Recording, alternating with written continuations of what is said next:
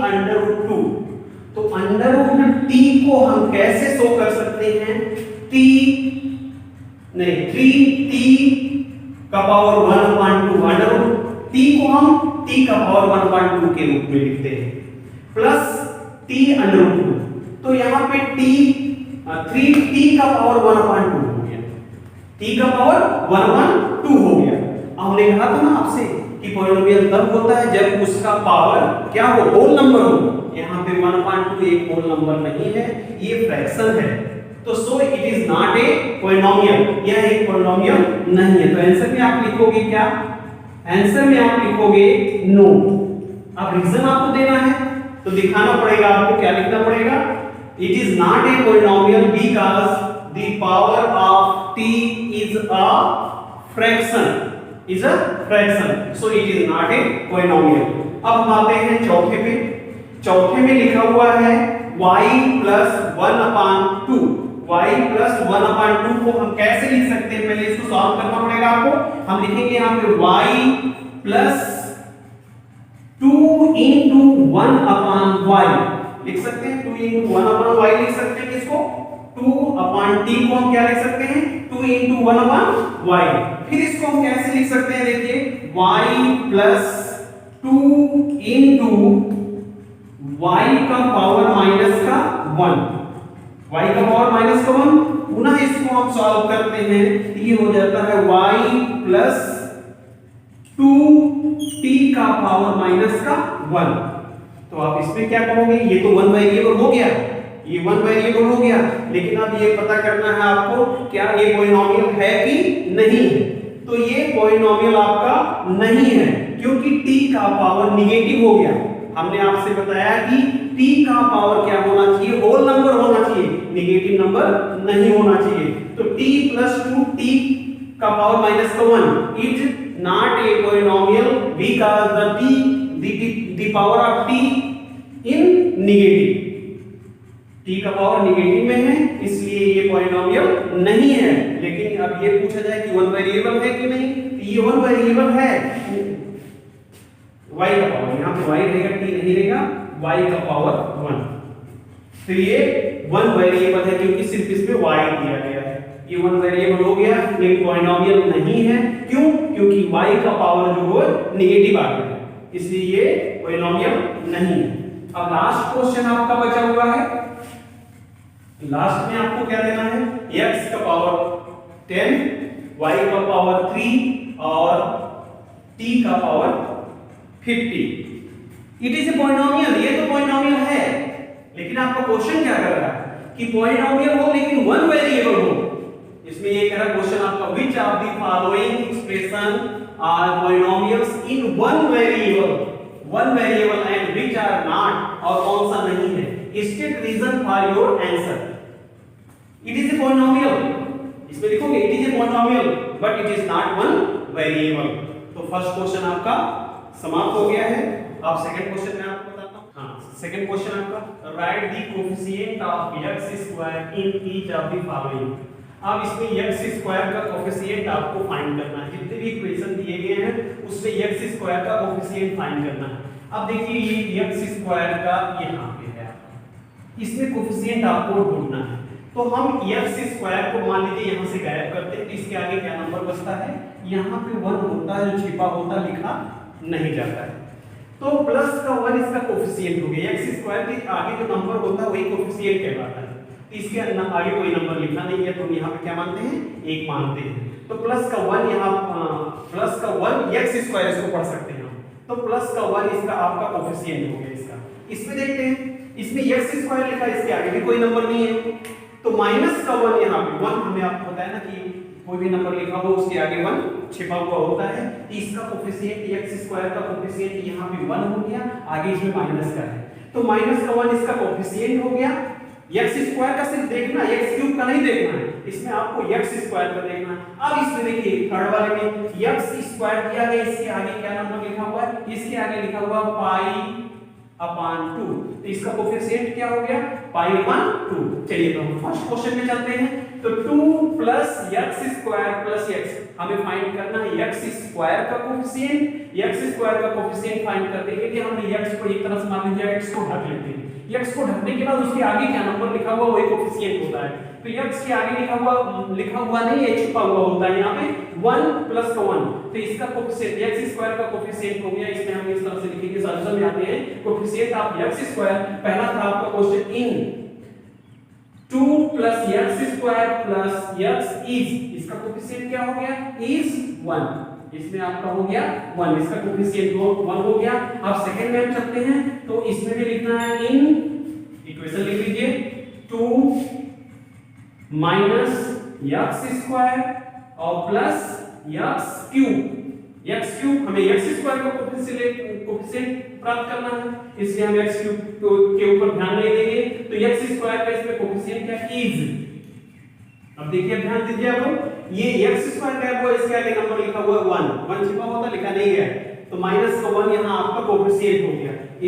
तो is minus का 1, इसका कोफिशिएंट हो गया माइनस का 1। अब थर्ड में हम चलते हैं। थर्ड क्वेश्चन में थर्ड आपका है पाई अपॉन 2 x स्क्वायर और प्लस x। हमें x से कोई लेना देना नहीं है क्योंकि हमको फाइंड करना है x स्क्वायर का कोफिशिएंट।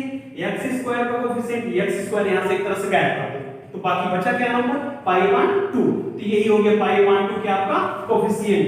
तो इज पाई अपॉन 2 इसका कोफिशिएंट हो गया। अब हम फोर्थ में चलते हैं।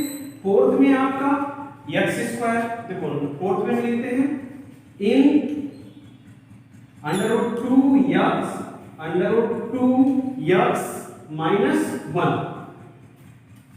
इज, अब इसमें x स्क्वायर है ही नहीं, इसमें x स्क्वायर आपका नहीं दिया गया है। तो x स्क्वायर जब नहीं दिया गया है तो इसका कोफिशिएंट क्या होगा 0 हो जाएगा, इसका कोफिशिएंट हो जाएगा 0। अब हम चलते हैं आपके थर्ड क्वेश्चन में।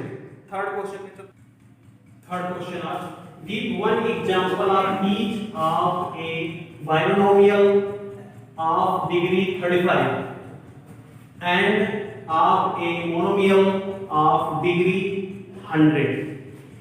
इसमें कह रहा है कि बाइनोमियल और मोनोमियल आप एक एक बनाइए, वन एग्जांपल इसके दे दीजिए।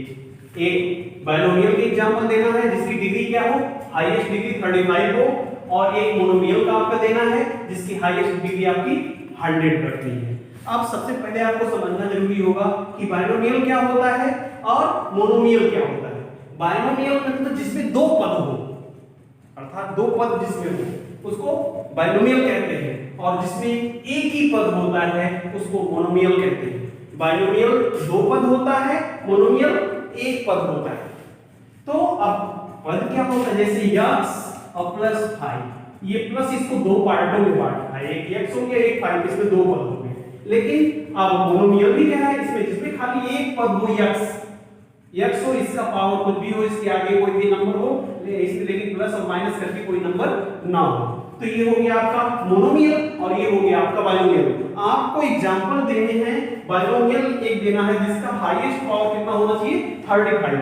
तो हम इसका एक बाइनोमियल का एक हम आपको एग्जांपल देते हैं। हमने यहाँ पे x लिख लिया, इसका हाईएस्ट पावर हमने 35 कर दिया। अब यहाँ प्लस या माइनस कोई भी साइन आप लगा सकते हो, प्लस लगा दीजिए या माइनस लगा दीजिए, कोई भी नंबर यहाँ पे लिखा जा सकता है, कोई भी इंटीजर आप लिख सकते हो, कोई भी नंबर। हमने यहाँ पे लिख दिया 2 और इसके आगे इसका कोफिशिएंट भी कुछ भी लिख सकते हो आप, कोई भी नंबर आप इसके आगे लिख सकते हो। हमने 2 5 जितना भी हो आप 35 लीजिए, कुछ भी लिख दीजिए। ये हो गया आपका दो, ये प्लस आपको दो भागों में बांट रहा है इसको, एक भाग इधर का हो जाएगा एक भाग इधर। तो बाइनोमियल में कितने पद होते हैं, दो पद होते हैं। बाइनोमियल में दो पद, एक पद ये हो गया और प्लस के बाद एक पद हो गया, अर्थात ये हो गया आपका बाइनोमियल। अर्थात खाली आपको करना क्या है, x का हाईएस्ट पावर 35 कर देना है, इसके आगे कोई भी इंटीजर आप लिख सकते हो, प्लस के बाद भी कोई भी नंबर आप लिख सकते हो, इसी को हम कहते हैं बाइनोमियल। अब मोनोमियल में सिर्फ एक पद होता है, एक पद ध्यान दीजिएगा, x हमने लिख लिया। कह रहा है इसका हाईएस्ट पावर 100 होना चाहिए, तो इसका हाईएस्ट पावर हमने 100 कर दिया। अब इसके बाद प्लस और माइनस का कोई साइन आपको नहीं लगाना, नहीं तो वो क्या हो जाएगा, बाइनोमियल हो जाएगा। इसके आगे आप कोई भी नंबर आप लिख सकते हो, यहाँ पे कोई भी नंबर 35 लिख दीजिए, कुछ भी लिख दीजिए, कोई भी इंटीजर लिख दीजिए, इरेशनल नंबर लिखिए, कुछ भी लिख दीजिए, लेकिन x का पावर 100 होना चाहिए। ये एक पद हो गया, इसीलिए हम इसको क्या कहते हैं, मोनोमियल। ये सेकंड क्वेश्चन आपका, थर्ड क्वेश्चन आपका कंप्लीट हो गया। अब हम इसी तरह से हम फोर्थ वाले क्वेश्चन पे चलते हैं। Right the degree of each of the following polynomials. अब कह रहा कि ये जो नीचे एग्जांपल दिए गए हैं, इसके आपको क्या बतानी है, डिग्री बतानी है। Right the degree of each of the following polynomial. तो डिग्री क्या होता है, जो इक्वेशन दिया होता है उसमें हाईएस्ट पावर जो होता है वही डिग्री कहलाता है, जो हाईएस्ट पावर होता है वही डिग्री कहलाता है। तो फर्स्ट वाले क्वेश्चन में हम चलते हैं। पहले वाले क्वेश्चन का डिग्री क्या होगा, देखो x का पावर 3, x का पावर 2, तो हाईएस्ट डिग्री आपको लिखनी है। x की जो इसमें वेरिएबल है उसके हाईएस्ट पावर लिखना है, वही डिग्री कहलाता है। तो इसमें देखिए 5x³ + 4x² + 7, तो हाईएस्ट पावर आपका कितना हो गया, 3 हो गया। तो पहले का आंसर आपका हो जाएगा 3। अब इसी तरह चलते हैं सेकंड वाले क्वेश्चन में। सेकंड वाले क्वेश्चन में दिया गया 4 - y², तो हाईएस्ट वेरिएबल का हाईएस्ट पावर चाहिए आपको। सेकंड वाले में आंसर आपका हो जाएगा, हाईएस्ट पावर इसका 2 है, इसलिए इसका आंसर हो गया 2। अब हम चलते हैं थर्ड वाले में t दिया गया है, ओनली 5t - √7, तो t का पावर क्या है, जब कोई पावर नहीं दिया गया हो तो इसका पावर 1 मानते हैं। तो इसमें दिया गया, अब इसमें थर्ड में आपका आंसर हो जाएगा, थर्ड में आंसर हो जाएगा 1। हाईएस्ट पावर इसका कितना हो गया, 1। अब हम चलते हैं फोर्थ वाले में ओनली 3 दिया गया। फोर्थ वाले में आपका ओनली 3 दिया गया। फोर्थ क्वेश्चन देखिए, आपका फोर्थ क्वेश्चन ये खाली 3 दिया गया।